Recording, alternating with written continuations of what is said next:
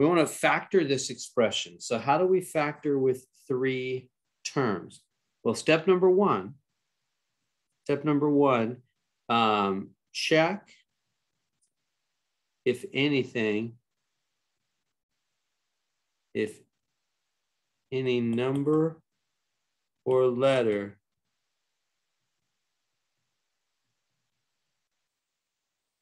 is in common. Check if any number or letter is in common to all the terms. So is there some kind of number or letter that goes into all of those? No. There's no number. You can try to calculate. There's no number. The only thing that goes into 6 is 2 and 3. And 2 doesn't go into 47. So clearly 2 doesn't go into all of them. And 3 doesn't go into 47 either. So no, there's no number. They don't all have a Z, right? The first 2 have Z's, but the last one does no Z. So there's no letter or number. We got to check for that. That's important. All right, so what do we do now? Now we write multiply, add, multiply, and we're going to do 2 parentheses. Well, I'm going to make it a little smaller. And we're going to write out some possibilities. So what multiplies to be 6z squared?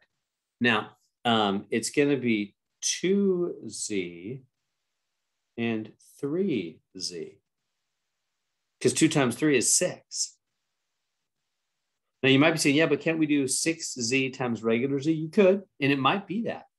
But I usually try first the numbers that are closer together because I just know how they write these problems. They usually pick the numbers closely. Like in other words, if you're thinking about what multiplies to be 6, the two options are 1 times 6 and 2 times 3, right?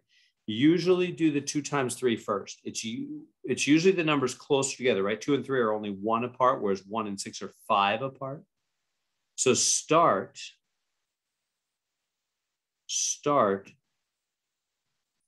with the ones closer together because it's usually those 2. Okay. So now that's one option. But that's not the only option.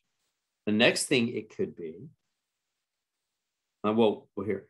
And now what multiplies to be 35? Let me write that. What multiplies to equal 35? Well, 5 times 7, right? There's really, I mean, it could be 1 times 35, but I doubt it. Start with 5 times 7, right? That's the much more likely pair. Okay, so there's 2 ways you could do that, though. You could do 5 and 7 like that, where the 5 goes with the 2 and the, whoops, that's not what I meant to do. The 5 goes with the 2 and the 3 goes with the 7. Or second option,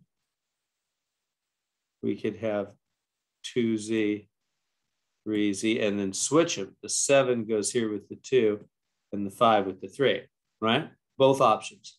Now, if these don't work, then I will try some other options eventually. I just don't think they're valid. But I could eventually try like 6z times z.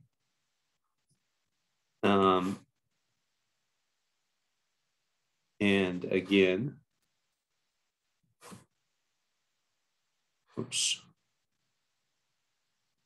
6z times z, and they would go with the 2 different options, which would be 5 and 7 or 7 and 5. Are you tracking with me? These are all possibilities. Remember, the order matters now because the fronts are different. 2z and 3z. You could have the 5 with the 2 and the 7 with the 3, or vice versa, the 7 with the 2 and the 5 with the 3. Or, like we said, instead of 2 times 3 to be 6, it could be 1 times 6 to be 6. So here I do 6z times 1. This is really a 1z, right? And then with 5 and 7 or 7 and 5. That's probably going to be one of these 2. So how do we know? Well, how do we know which one it is? We check it. Remember, we have to just basically work it all out. I know it's a little painful. So we're going to check. And so here we go. The first one goes to both. Notice no pluses or minuses yet.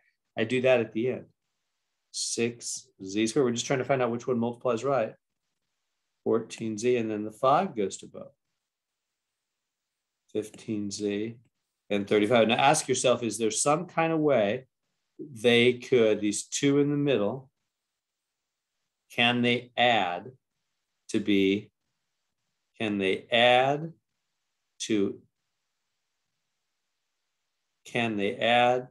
equal negative 47? No way. No way in the world.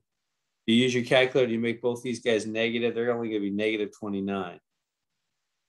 No. So therefore, this option's out. There's, again, it's all about the middle. There's no way they can add to be negative, right? Because the middle's add. It's multiply, add, multiply. There's no way those two middle terms can add to be negative 47. All right, let's try the other two. Coming on over. Let's see here. I'm running out of colors here. All right, here we go. Boom, boom. So that's going to be what? We're checking, right? We're checking to see if this one could possibly be the answer. So we'll get 6z squared, 10z, and boom, boom, 21z, 35. Is there any way? Oh my goodness, it isn't going to be these two, is it? Can they add? Can these guys add to equal minus 47z? It's actually 47z in the middle, right? Minus 47z. No, I didn't realize it. No. So this one's out also. Boom, boom. Right? Because there's no way that 10 and 21 can make minus 47. They only make minus 31. So no way, no way. Oh no, it must be one of these other two. Okay. So sometimes they do that. All right, let's keep going. Hopefully we'll find it over here pretty soon. Let's see. So again, we're going to check. Oops, it's too big a right. Okay, we're going to check. Here we go. 6 to both. Oh yeah, that is going to be it, isn't it? So that's going to be 6z squared, and then 6 times z, and then 6 times 7, 42z. It's looking better. Boom, boom. 5z and 35. Yeah, there it is. See these two in the middle? Can they add to equal negative 47z, right? The middle? It's got to add to be negative 47. Yeah, they can. They can indeed if you put a negative on both of those, right? Think about money. If you lose $42 and lose $5, you lost $47. Yes, that's my pair. Okay, so what does that mean? Well, you just go back up to the check. They've actually got to both be negative. It's no, when they're both the same sign, then it's just automatically they're both negative. And negative 5 times negative 7 does multiply to be plus 35, and that's right. Check. That's our right answer. So what's the answer? 6z minus 5 times z minus 1. There it is. There's the answer. How do we know it's right? Well, we basically checked it here, didn't we? The 6z goes to both. The minus 5 goes to both. Makes the two negatives in the middle. Makes negative 47. And then negative times negative multiplies to be plus 35.